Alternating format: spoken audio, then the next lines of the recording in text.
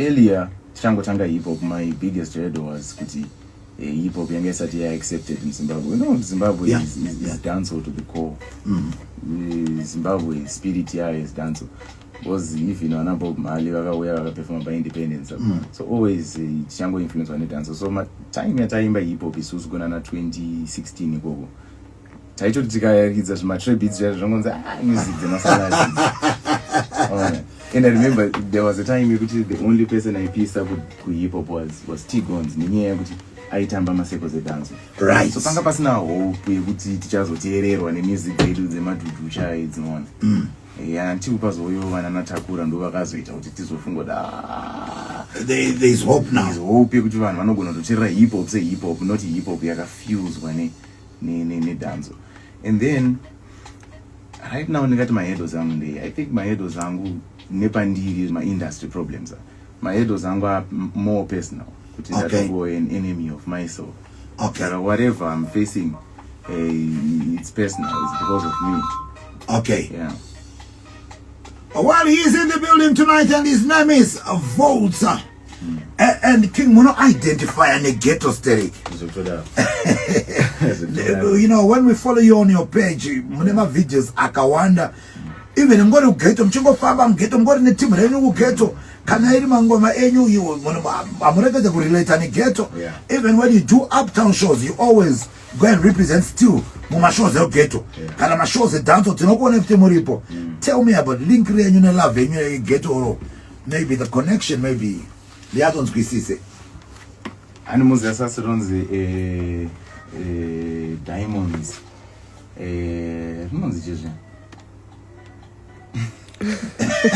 Rengoda under pressure. Right. Diamonds form under pressure. Exactly. So I feel like ghetto under pressure one is no breed diamonds. Okay. Yeah. So it's character building. Oh, okay. Yeah. So me being to Cheetown, I feel like if I wasn't born in Cheetown, then it's not to thrive. Then it's not go on my ways, and it was one out into the panel.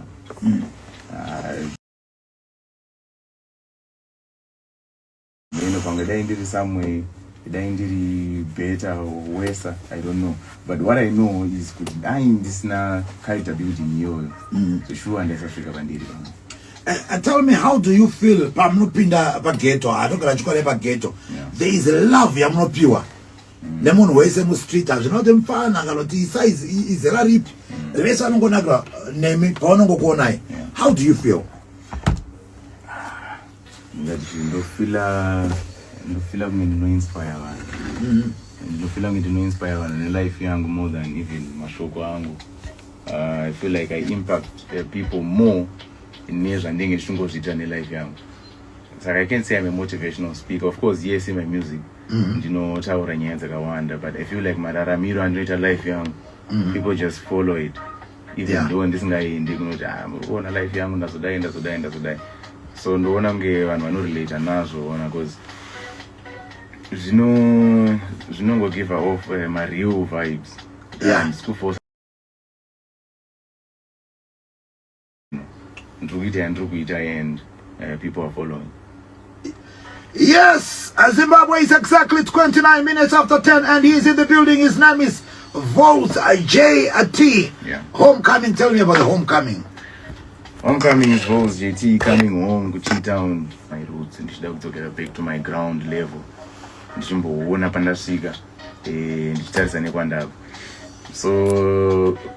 going back to Cheetown, usually when I end up Cheetown doing undercover and doing undercover nobody sees me.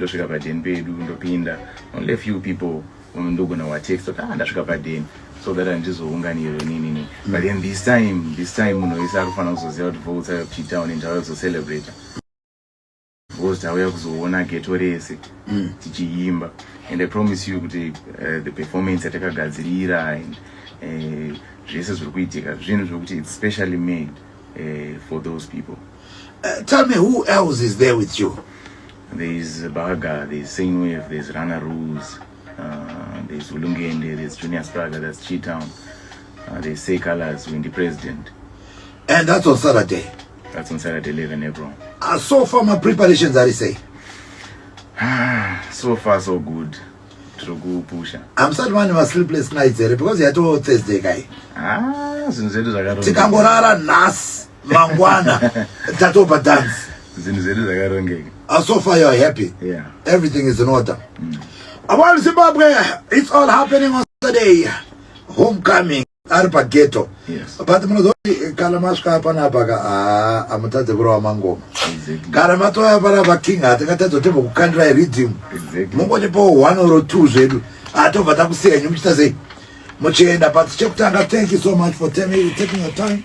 Kuuya pachi Pazim dance all overdrive tombo kurukura. My youth ombo nzgo achi understand kwa muri kubva nekwamuri kuenda nevision yamunayo. Yo Tana, switch and drop it from top please.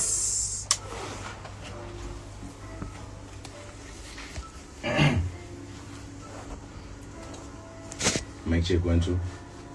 Hey. Hey. Hey. Yeah.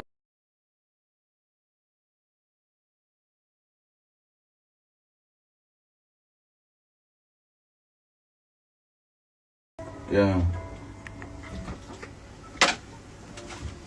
1 2 1 2. What's it up for Lumbi Chana? My headphones. Hey, sabo wanyanya nditsuma. Ungoramba chifona ndikasadaira isa matex.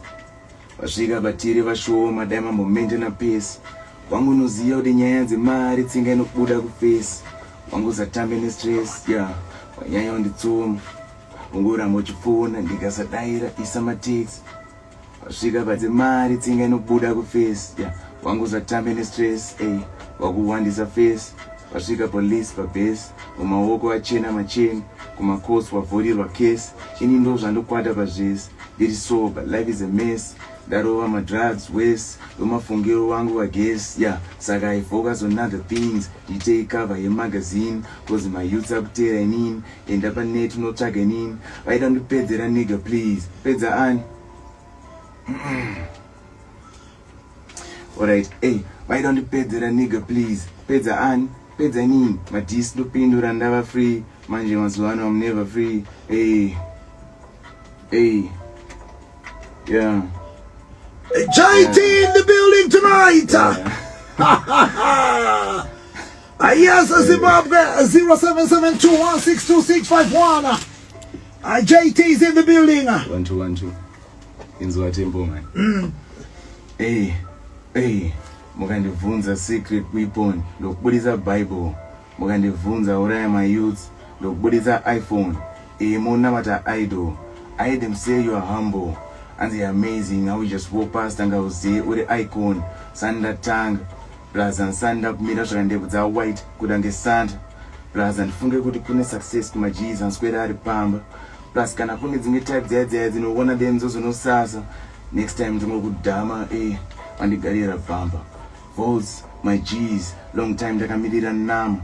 Ipo pinondifungidza ndiri kufasha ndinyora mazamu. Zvei zvakaoma but still toziva na judge atozongopasa. One day tozongofire, yeah. Yeah. Stop it, Anna! My G's, JT in the building tonight. Yeah, the Zim Dance All Overdrive. It's his second time to come through, you know. Kuconnecta nemageto youth chimbotaura. King, music yenyu pamukuireleasa tinobata platform apps. Right. Music yedu hainenze kuwana. Ukangonotypa kuti Vows JT chero vaori vanobuda account yangu pekutanga. Right. Inenge iri verified. Whether be it ku YouTube, ku Instagram, kupi nekupi, ma Spotify, ma Apple Music yangu iri kwese. Right. And tine anything chatingatarisirere? Well, ndakapromisa vanhu kuti ndichaplay a song yangu nyowani featuring Sane Wave ku Homecoming. Right. Vese vachauya they will get to listen to the song isati yabuda. Wow. It's coming very soon. Oh, but msoe Saturday toka nakumboinzwa. Inonzwika chaizvo.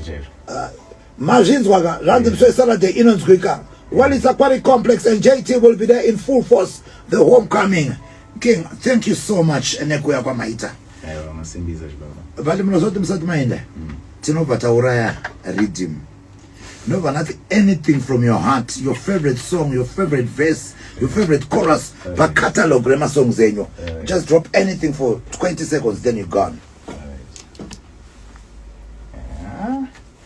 Anything from your heart. Acapella. Anything from your heart.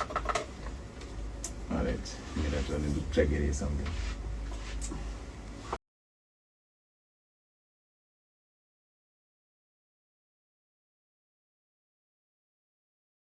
Vanhu vachisasa ndainzi ndakupera kubva madhezi andakatanga mvura ichingogasa tinge takazara outside.